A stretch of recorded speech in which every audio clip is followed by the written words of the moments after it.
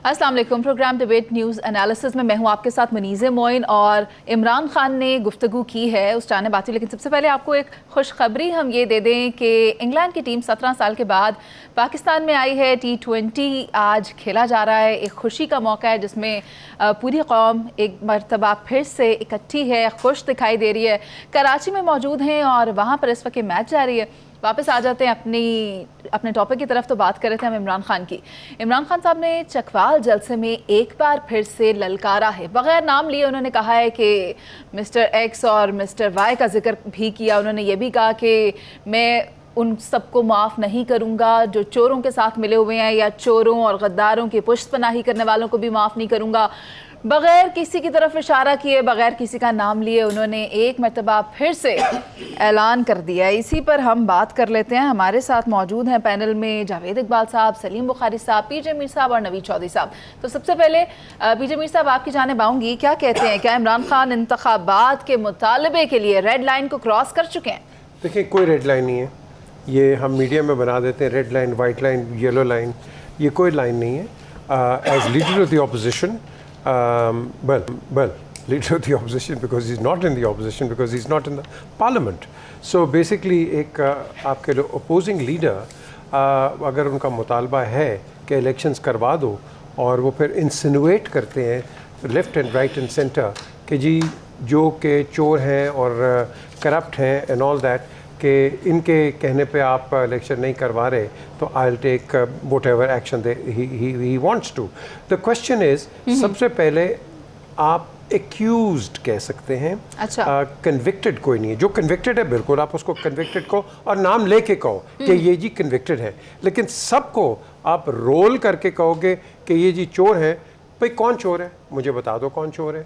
जो मर्जी है आप उनका नाम लो, और ताकि आवाम को भी पता चले, मिसअंडरस्टैंडिंग कोई ना हो, और ये भी कहें कि इनको गाइडेंस कहाँ से आ रही है। सर किस किस का नाम लें? खान साहब तो कहते हैं मेरे अलावा सारे चोर हैं। देखें, बात सुने, अगले इमरान खान को भी कह सकते हैं आप चोर हैं। द क्वेश्चन इज, आप नाम लें ना, आप नाम लें। आपके पास लाइबल लॉज है पाकिस्तान के अंदर, बाय द वे। आप वो अगला फिर लाइबल एक सूट कर देगा उनके ऊपर। सो द क्वेश्चन इज कि आप एक जिम्मेदार स्टेटमेंट दें बिल्कुल कि जी चोर ये है और ये आदमी है, इसके मुतालिक आप क्यों बात करते हैं। दूसरी, इलेक्शंस की जब हम बात करते हैं कि वहाँ इलेक्शंस इस वक्त अगर आप करवाएंगे, जो कि अपोजिशन का हक है बोलना, लेकिन जो गवर्नमेंट है और अपोजिशन दोनों पे एक तनकीद आएगी। अच्छा। आपका मुल्क जो है 1/3 पानी के नीचे है, और हम आपको एड दे रहे हैं और आप पैसा लगा रहे हैं अपने कैंडिडेट्स के ऊपर इलेक्शन के लिए। ये बहुत बड़ी बात है, मैं आपको बता रहा हूँ कि करोड़ों रुपए हमको पता है कि लगते हैं इलेक्शंस के ऊपर, वहाँ आप खर्च कर देंगे, लेकिन ये करोड़ों रुपए अपने फ्लड विक्टिम्स पे नहीं आप करेंगे। तो ये बहुत बड़ी तनकीद आएगी और आ सकती है। और ये कहाँ से सबसे पहले आएगी? हिंदुस्तान से आएगी। हिंदुस्तान को पकड़ेगा इंटरनेशनल मीडिया, और फिर वहाँ आपका एक बम फटेगा। तो मैं समझता हूँ कि इसको हमें बड़ी संजीदगी से लेना है। इलेक्शन बिल्कुल होने चाहिए। अगर ये गवर्नमेंट जो है या जो भी लोग हैं वो कह दें हाँ जी इस तारीख को इलेक्शन होगी, तो I think that will be good enough. एक डिफ्यूजन क्रिएट हो जाएगा। लेकिन इलेक्शन आज होना, and let me put it this way, elections होते हैं, ठीक है, रॉन्ग और राइट, पीटीआई आ जाती है, ठीक है, पीटीआई का हाल इनसे बुरा होगा। क्यों?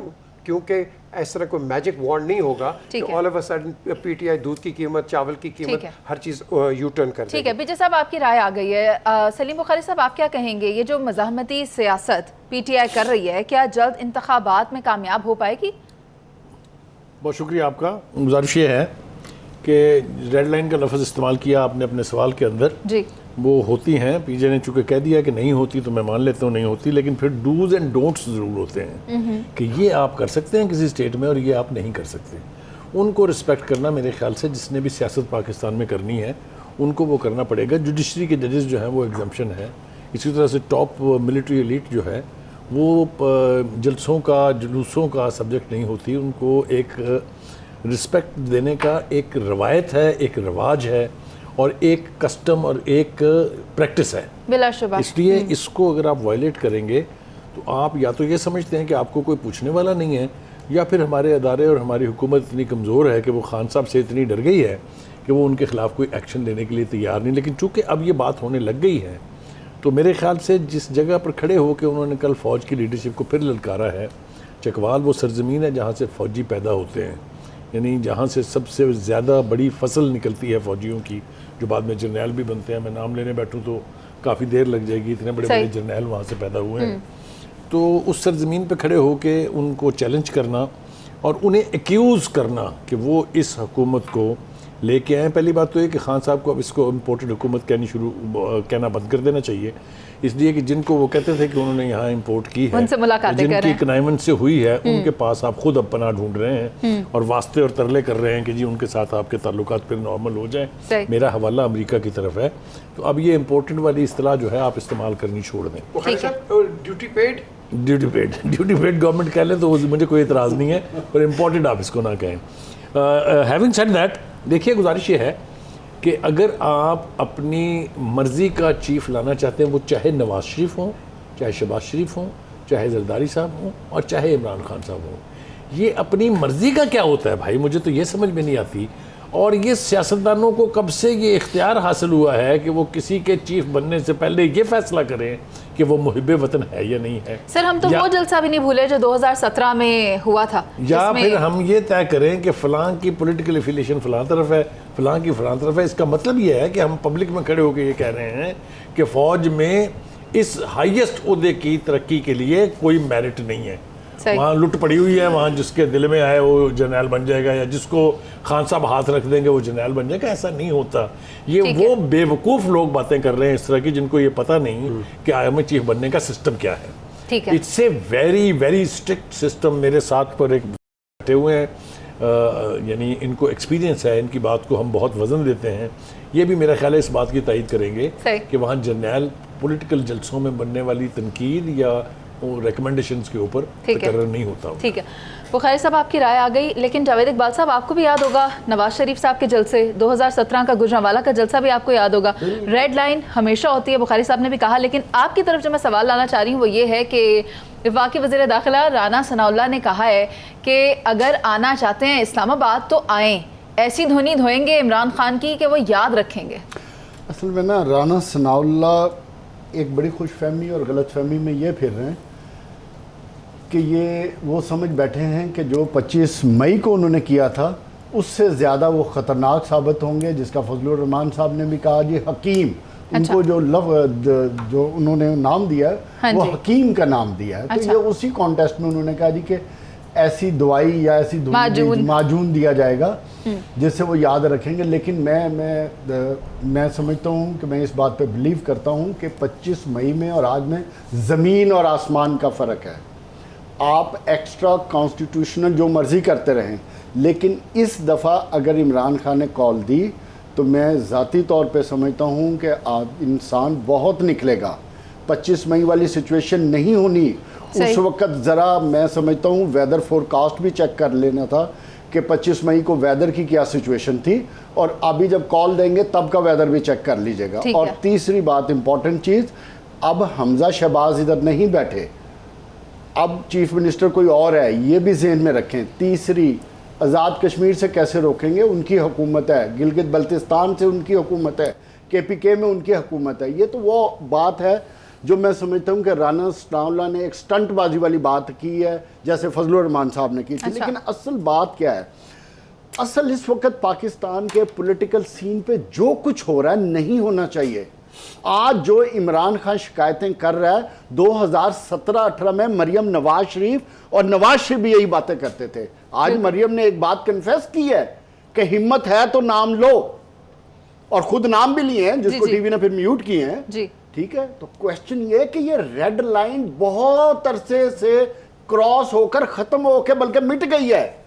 इसलिए मिट गई है कि इस रेड लाइन पे किसी ने एक्शन ही नहीं लिए। आप फोन कॉल्स का हवाला कहते हैं, मरियम ने कहा कि हमें 10,000 फोन कॉल आएंगे, हम तो नाम लेते थे। बड़ी दलेरी दिखा रही हैं कि दलेरी से कहा हमने तो नाम लिए, आप क्यों नहीं नाम लेते? आप तो मीर जाफर, मीर सादक कह देते हैं, और कभी आप नाम ले। ठीक है सर, आपकी राय आ गई, यानी इमरान खान ने रेड लाइन क्रॉस नहीं की। मेरी राय ये है कि ये नहीं होना चाहिए।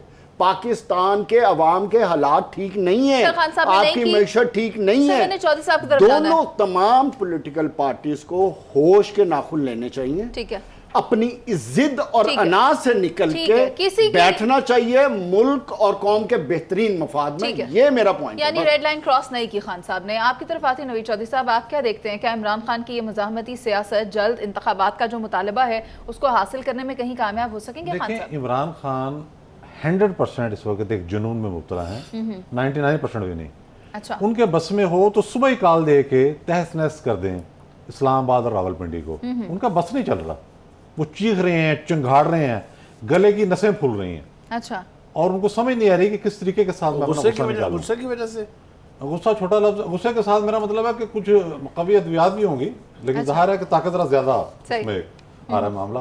बुखारी साहब बात दूसरी तरफ ले गए हैं। दुआइयां बता देना कभी अर्ज ये है कौन सी कि हैं। सही, रेड लाइन होती हैं। मरियम ने लॉ, कहा कभी कानून क्या है? बताया ना। कानून जो है ये रेड लाइन है। हाँ जी, ignorance of law is no excuse. Correct. वो मौजूद है, जो उसको क्रॉस करेगा उसके लिए रेड लाइन है। सही। पहली बात।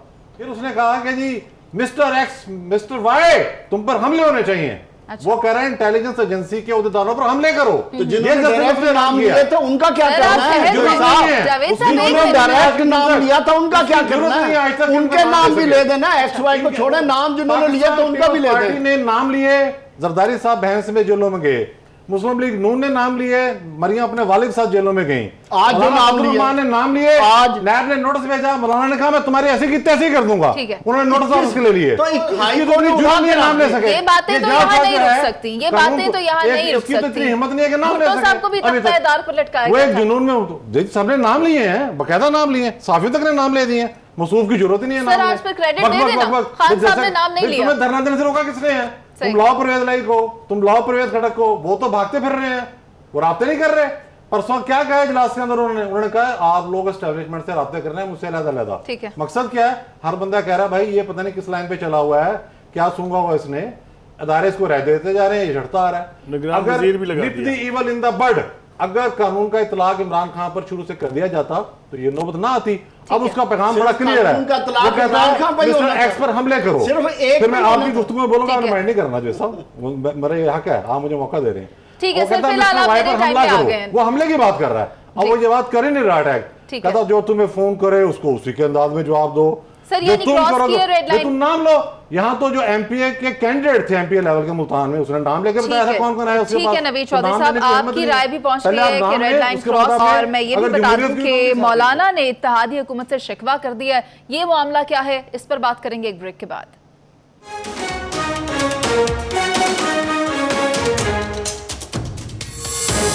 Welcome back. तो मौलाना फजल रहमान ने कहा है कि इमरान खान के खिलाफ कार्रवाई नहीं की जा रही, इम्पोर्टेड का राग वो अलापते हैं, और उनकी तरफ ही उन्होंने इशारा करते हुए ये भी कहा है कि मैं मुतमईन नहीं हूँ पीडीएम से, क्योंकि पीडीएम इमरान खान के खिलाफ कोई भी कार्रवाई नहीं कर रही, एक्शन नहीं ले रही है। इसी पर बात कर लेते हैं। नवीद चौधरी साहब हमारे साथ मौजूद हैं। नवीद साहब, क्या कहते हैं, मौलाना ने अदम एतमाद कर दिया है या क्या? मौलाना जो हैं वो शायद अब थोड़े से नाला हो गए हैं।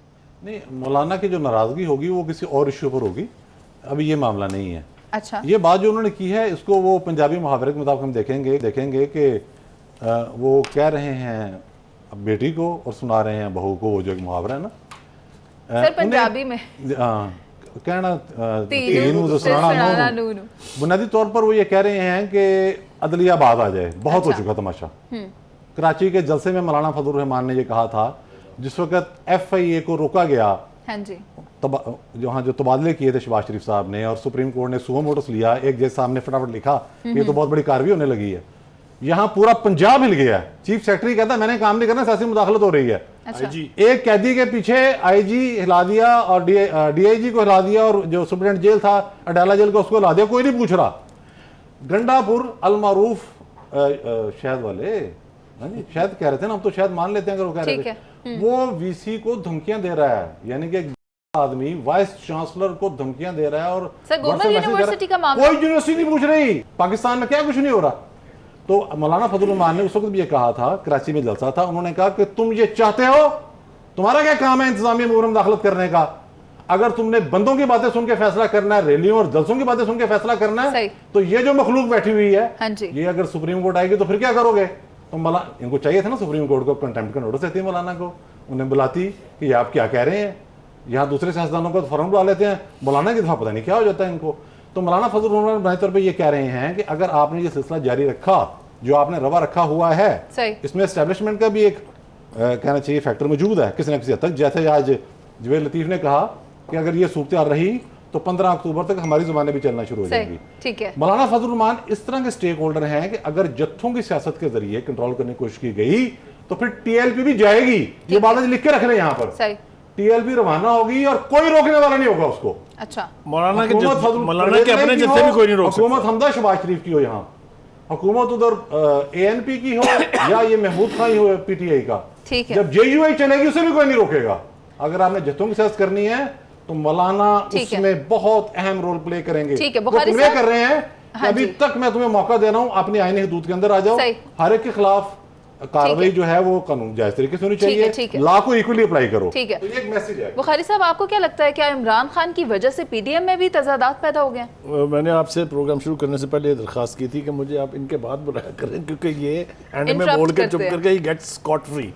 बहरहाल आपने चूंकि अब सवाल कर दिया है, देखिए गुजारिश ये है कि ये एक तासुर आज का नहीं है, पूरे 4 साल जो पीटीआई रही है उसका भी है और इन 4 महीनों का भी है कि इमरान खान साहब अदालतों के लाडले। चौधरी साहब मुझे टोक दे रहे हैं जहाँ मैं गलत बात कर रहा हूँ, आपने, मैं तो डोज कर रहा हूँ। हाँ जी, तो ये तासुर और ज्यादा सॉलिड होता जा रहा है कि एक आदमी जो उसके मुंह में आ रहा है वो कहीं जा रहा है। अदालत कोई एक गलत फैसला नहीं, सिर्फ ऐसा फैसला कर दे जो उन्हें पसंद ना हो, और उसके बाद आप उनकी और उनके जो हवारी हैं उनकी अगर हरकत व सकनात देखें तो आप हैरत में रह जाएंगे। मैं फिर बार बार कहता हुआ अच्छा नहीं लगता हूँ, अवाम ने ये देखा कि वो लोग जिन्होंने पाकिस्तान के झंडे, पाकिस्तान के ग्रीन पासपोर्ट जलाए थे, उन्होंने उन्हीं जजेस की तस्वीरों के ऊपर जूतियाँ बरसाई। नवीद साहब मैं ठीक कर रहा हूँ? जी बिल्कुल, 100%। ये रवैया अगर आप टॉलरेट करते जाएं और आपके कान पर जूं तक ना रेंगे तो फिर लोग कहेंगे ना कि वो आपका लाडला है। जो नवीद साहब ने कहा कि मौलाना फजल रहमान जब कोई धमकी देते हैं तो उसका कोई नोटिस नहीं लेता है, उसकी वजूहात का भी पता है उनको, उन्होंने रियायत की है ये कि नहीं बताया है ये, इसलिए कि नैब की मिसाल में आपको देता चलूँ कि नैब ने उनको नोटिस दिया था, उन्होंने कहा था मैं बिल्कुल आ रहा हूँ, 3 लाख वर्कर मेरे साथ होंगे और हम घेराव करेंगे, काहे का वो मेरे ख्याल से बताने की जरूरत नहीं है, समझ लेते हैं ना। तो कहने का मतलब ये कि क्या आप ऐसा कल्चर प्रमोट कर रहे हैं वेयर माइट इज़ राइट, क्योंकि इमरान खान के साथ जुलूस में जलसे में लोग होते हैं इसलिए वो जो कहे उसको कोई पूछने वाला नहीं है, तो फिर जिसके साथ भी लोग आएंगे उसको पूछने वाला कोई नहीं होगा, फिर आपकी रिट नहीं रहेगी। आप गवर्नमेंट की अपनी रिट को रहने दें। फ़ौज के बारे में मेरी दरख्वास्त है आपसे, हाथ बांध के खान साहब अल्लाह के वास्ते अपना हाथ हल्का करें। इस फ़ौज के दुश्मनों की वैसे ही कोई कमी नहीं है, उसमें आप जैसे दुश्मन का इजाफा होना बहुत बड़ी ज़्यादती होगी। ये फ़ौज आपकी सरपरस्त रही है, ठीक, इस फौज के बारे में आपने 1 पेज मंत्रा पूरी कौम को 4 साल तक रटाए रखी है। सही। तो अगर कोई थोड़ा बहुत अगर हाथ उन्होंने उठाया है या वो आपके जोर देने पर के न्यूट्रल हो जाए, न्यूट्रल होना चाहिए, वो न्यूट्रल हो गए हैं तो बर्दाश्त करें। पीजे मीर साहब, दहशतगर्दी का मुकदमा हो गया इमरान खान पर पहले, और फॉरेन फंडिंग का केस भी है, तोशाखाना केस भी चल रहा है, क्या चाहते हैं मौलाना फजल रहमान, इससे ज़्यादा क्या हो जाए? जो केस चल रहे हैं उनको चलने दें आप। Eight the end of the day आप और मैं कौन है कि भाई उन पे ये बनाए या नहीं बनाए। Let the cause decide, let the society, let the आपके जो इंस्टीट्यूशंस हैं, लेट देम डिसाइड। हम यहाँ बैठ के कहते हैं उसके ऊपर क्यों बना, उसके ऊपर ये क्यों हुआ, और भाई उसके ऊपर बनाया उन्होंने बनाया। So at the end of the day they have the proof and they have, अगर कोई ऐसा कोई एविडेंस है तो on the basis of that वो होगा। सो यहाँ जो चीज़ है मौलाना बेसिकली बड़ा इमरान सेंट्रिक है वो। Eight the end of the day वो बड़ा पुश करते हैं और कई काफ़ियों ने पुश किया पीडीएम में कि पीएमएलएन ऐसी एक हरकत करे कि जिसके अंदर मुसीबत उनको एंड में निभानी पड़े। पीएमएलएन काफ़ी मार की एक पॉलिटिकल पार्टी है, इसने बड़ी मारें खाई हैं और ये सीजनड पॉलिटिकल पार्टी है। सो आपने वो बड़ा सोच के समझ के एक अपना एक लायम अमल रखेंगे। People's party on the other hand आज उनको ब्लेम किया जा रहा है कि सारा ये जो टर्मोइल हुआ है, people's party is behind the scenes who are responsible for it. चले ये भी हम देख लेंगे क्या हुआ है, लेकिन इस वक्त मैं समझता हूँ कि एक बड़ा साइलेंट एक रेवोल्यूशन चल रहा है, ये बबल बन रहा है।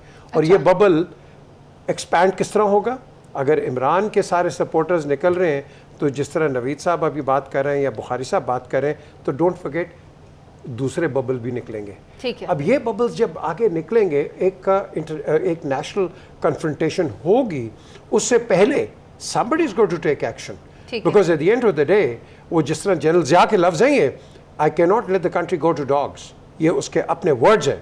So basically somebody has got to take any action for the sake of the country, for sake of Pakistan.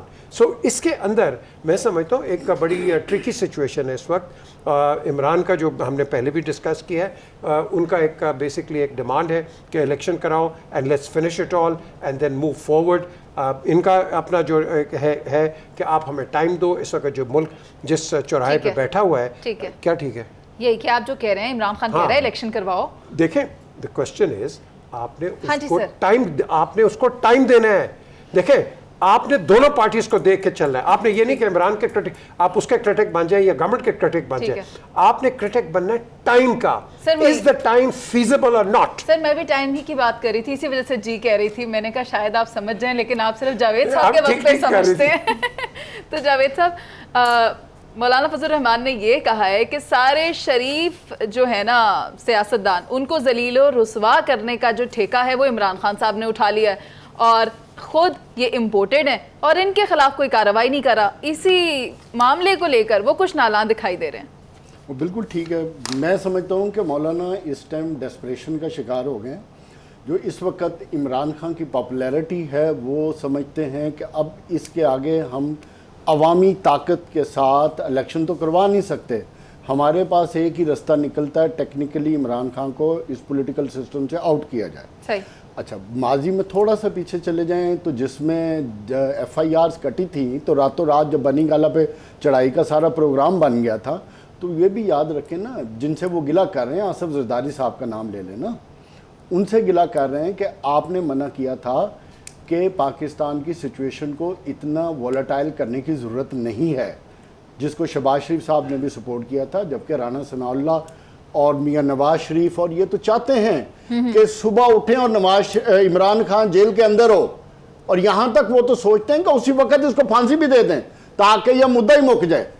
सियासी तौर पे तो ये मुकाबला कर नहीं सकते। अच्छा। और ये जो बात कर रहे हैं कि गुफ्तगू हो रही है जी कि लाडला इमरान खान लाडला, ओ भाई किस किस्म का लाडला? टीवी पे आप उसको नहीं चलने देते, उसकी बातें खुद करने नहीं देते, 22 केस उसके खिलाफ कर दिए, केसेस आपसे हो नहीं रहे, एविडेंस आपके पास कलेक्ट नहीं हो रहा है, दहशतगर्दी के खिलाफ भी इंटरनेट बंद हो जाता है सर, सोशल मीडिया यूट्यूब बंद हो जाता है। लेकिन जो लाडले हैं उनकी भी सुन लेना, लाडले तो फिर खुल्लम खुल्ला तकरीरें भी कर रहे हैं ना, लाडले खुल्लम खुल्ला आज भी नाम लिए ना जिन्होंने जी। वो भी तो वो अब कौन से लाडले हैं जिनके केसेस के बारे में भी अब फैसले होते जा रहे हैं। असल मसला ये है, अब इनको तकलीफ ये हो रही है कि मियां नवाज शरीफ ने आना है पाकिस्तान, ठीक है, उनको आने के लिए राह हमवार करनी, और इमरान खान सबसे बड़ी दीवार है, और उसके लिए उनको पंजाब हुकूमत को ख़त्म करना है। इसके अलावा और कोई चीज़ नहीं है। लाडला लूडला, इतना लाडला होता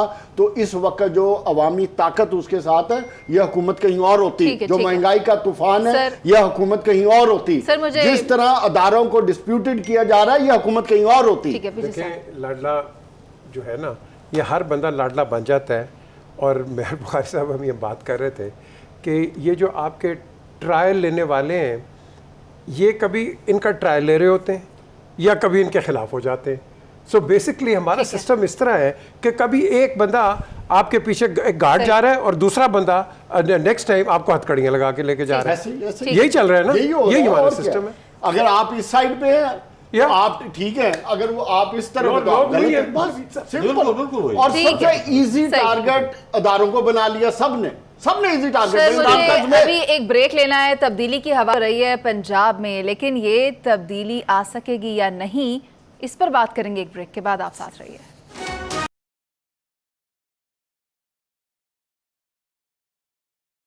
यहाँ आपको ये बता दें कि PDM ने फैसला कर लिया है, वज़ीर आला से कबल स्पीकर पंजाब असम्बली के खिलाफ जो है तहरीक अदम एतमाद लाई जाए। और ये फैसला हुआ था उस मुलाकात में जो मुलाकात शहबाज शरीफ ने की है नवाज शरीफ से। वहाँ पर हिकमत अमली थोड़ी सी तब्दील की गई है कि पंजाब की सियासत को नया रुख किस तरह से देना है।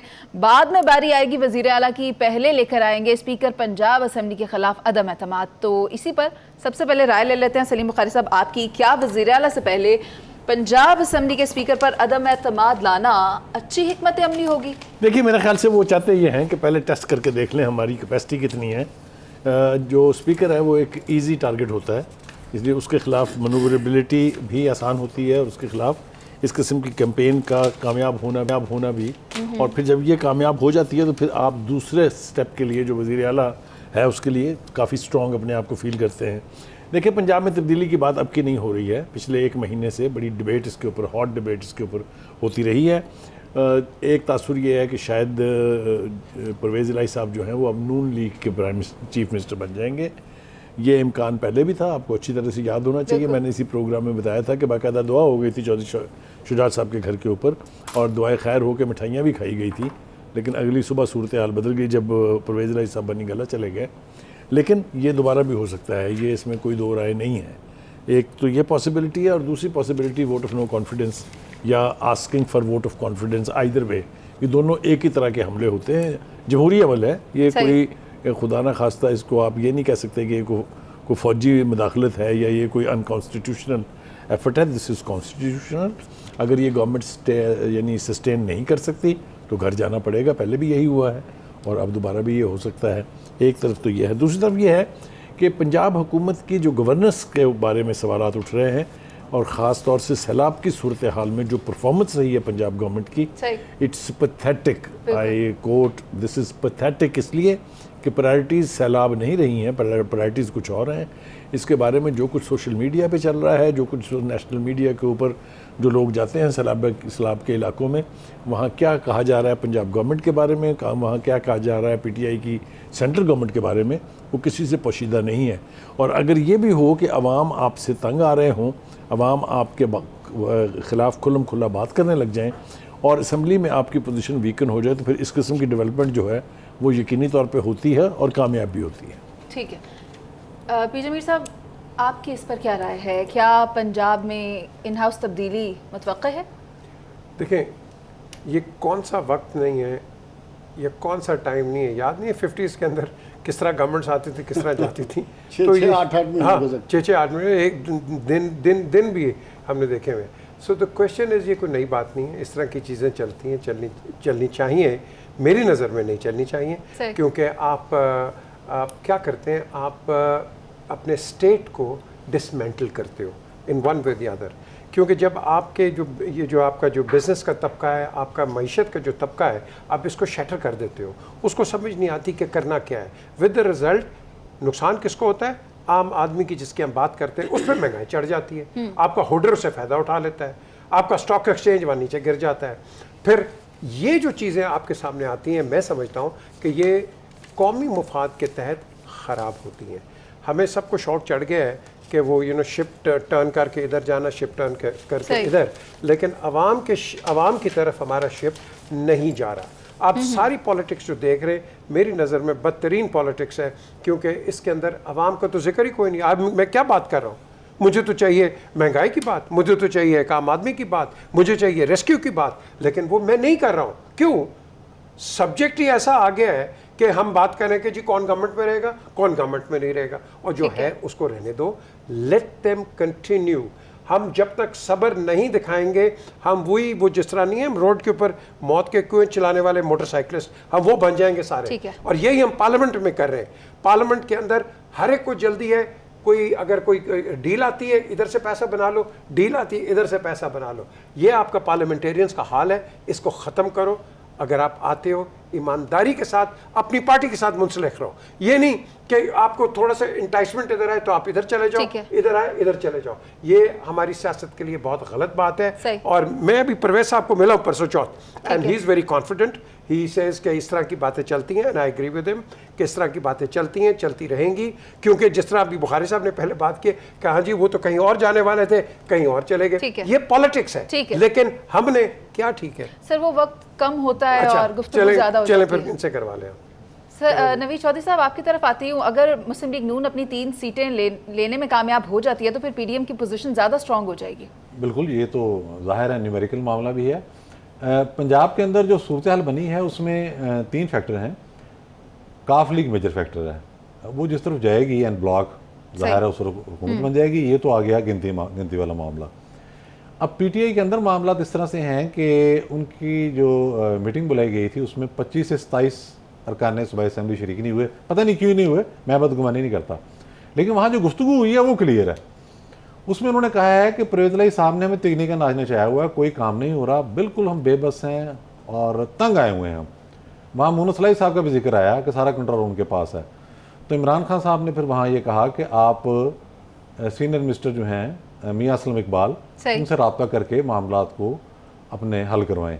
तो खैर उनकी भी अब कितनी मुदाखलत होगी मियाँ असलम इकबाल की भी, क्योंकि प्रिंसिपल सेक्रेटरी जो हैं वो भी राइट हैंड हैं चीफ मिनिस्टर साहब के। तो सारा मामला उनके पास है 10 नशिस्तों के साथ। एक तो ये पहलू है इसका। दूसरा मामला यह है कि जब तब्दीली आनी होगी तो उसमें देर नहीं लगेगी। ये जो बातें इस वक्त हो रही हैं, मैं पीजे मीर साहब से इत्तफाक करूँगा, ये आने जाने ज़्यादा है इसमें। ये सेटअप जिस तरह से बनाया गया है और सुप्रीम कोर्ट ने अपनी तारीख के जो मुतनाज़ तरीन फैसले दिए हैं उनमें से ये फैसला भी है, जिसको कल वज़ीर कानून जो हैं वो कल भी उसको चैलेंज कर रहे थे। कल वज़ीर दाखिला भी बल्कि टीवी पर एक कह रहे थे कि जो अजीबो गरीब तशरीह कर दी गई है इसके लिए हमें फुल कोर्ट में जाना पड़ेगा। अच्छा। पाकिस्तान की तमाम सियासी जमातें, सारी लीगल फ्रेटर्निटी इस बात पर एग्रीड है कि इस फैसले को रिव्यू करना पड़ेगा, कॉन्स्टिट्यूशन रीराइट किया गया है। ये इस पर अलग बहस है, मुतनाज़ मामला है। लेकिन जब तब्दीली आनी होगी उसका पता भी नहीं चलेगा। लेकिन आखिरी बात फिर मैं आज पीजे मीर साहब से इत्तफाक करूँगा कि पाकिस्तान को जिस तरह के मामलात का सामना है, जो मुश्किलात हैं और मुँह खोले खड़ी हैं, हुकूमतें रहने दें, इनको चलने दें। सिर्फ इदारे क्या करें कि वो वाइट डॉग का किरदार अदा करें जो उनको आइन में दिया गया है। सबसे कहे कि आप कॉन्स्टिट्यूशनल लिमिट्स के अंदर रहें, ज़रूरत से ज़्यादा बाहर आने की ज़रूरत नहीं है। अपने मामलात को आइन और कानून के दायरे में जाकर चलाएं, खुद भी जिएं, दूसरों को भी जीने दें और टाइम को उसी तरह से गुजरने दें। सही। जावेद इकबाल साहब, माहिरीन ने कुछ मशवरे भी दिए हैं, सूरत हाल ही इस तरह की पैदा हो गई है। तो जब वज़ीर आला साहब से बात की गई, उन्हें बताया गया कि अगर आप एतमाद का वोट लेते हैं और उस दिन नाराज़ अरकान पेश नहीं होते तो फिर पोजीशन जो है वो काफ़ी वीक हो जाएगी। बिल्कुल होनी भी चाहिए और होगी भी, और मैं ये समझता हूँ कि शायद यही वो एक ऑप्शन है जिसकी तरफ पीडीएम जाएगी। लेकिन ये सिचुएशन क्यों हो रही है, हमें देखना ये है कि ये सिचुएशन हो क्यों रही है। एक तरफ मियाँ नवाज शरीफ और शहबाज शरीफ की मुलाकात होती है जिसमें यह डिक्लेयर किया जाता है कि बाय ऑल मीन्स हम अपनी मुद्दत पूरी करेंगे, चाहे जो भी सिचुएशन हो उसका मुकाबला करेंगे, चाहे हमें अदारों के साथ मिलकर मुकाबला करना पड़ा, चाहे अदारों के खिलाफ खड़ा होना पड़ा, लेकिन हम अपनी आइनी मुद्दत पूरी करेंगे। अब आइनी मुद्दत तो पूरी करेंगे, उस आइनी मुद्दत को पूरी करने के लिए ज़रूरी है कि पंजाब हुकूमत ख़त्म हो। This is one reason. फिर दूसरी इंपॉर्टेंट रीज़न मैं समझता हूँ ये है कि जब ये नो कॉन्फिडेंस मूव प्लान हुई थी इमरान खान के ख़िलाफ़, उसमें जहाँ आइनी तरामीम का ताल्लुक था, जहाँ नैब कवानीन में तब्दीली का ताल्लुक था, जहाँ आपने इलेक्शन कमीशन की रिफॉर्म्स करनी थी, वो मामला थे, वो तो सारे मामला आपने हल कर लिया। एक पेंडिंग काम रह गया और वो पेंडिंग काम है मियाँ नवाज शरीफ की वापसी। अच्छा, उन्होंने प्राइम मिनिस्टर से पूछा है कि जनाब आली आपने तो अपने सारे काम कर लिए और मेरा की करना है, मैं कदों वापस आना है। अब इशू ये आ जाता है कि मियाँ नवाज शरीफ उस वक्त आएंगे जब पंजाब में तब्दीली आ चुकी होगी। यही उनका एजेंडा भी रहा, यही उनका एजेंडा था। अब बुनियादी तौर पे फिर कंक्लूजन ये निकला कि मियाँ नवाज शरीफ के लिए तब्दीली चाहिए, अवाम के लिए नहीं, किसी चीज के लिए नहीं चाहिए। तो इसलिए मैं ये समझता हूं कि ये जो तब्दीली होनी है, इस तब्दीली के लिए काम हो रहा है। सही होती है या नहीं होती ये नंबर गेम है, सामने आएगी, सबके सामने आ गई। जहांगीर तरीन भी काम कर रहा है, मखदूम अहमद महमूद भी काम कर रहा है। और मैंने पिछले शो में भी ये बात कही थी कि कुछ हमारे दोस्त भी मिल रहे हैं, फिर नवाज शरीफ से भी मुलाकात हुई है। तो ये मुलाकातों का कहीं ना कोई रात नजर आने है। मैं कहना चाहूंगा कि परवेज इलाही वो आखिरी शख्स होंगे जो चाहेंगे कि पंजाब असेंबली अपनी मुद्दत पूरी ना करे। ठीक हो गया, आप सबकी राय आगे। बहुत शुक्रिया जावेद इकबाल साहब, सलीम बुखारी साहब, पीजे मीर साहब और नवीद चौधरी साहब। मामला ये है कि एक मुलाकात तो हो गई प्राइम मिनिस्टर की अपने भाई से, दूसरी मुलाकात जो होनी है वो पीडीएम की होनी है आसिफ अली जरदारी साहब के साथ। एक मुशावरत हुई है वहाँ, एक मुशावरत होगी यहाँ, उसके बाद तय पाएगा कि ये तब्दीली की हवा पंजाब में चलेगी या नहीं। फिलहाल हम चलते हैं, इजाज़त दीजिए, अल्लाह ने के बाद।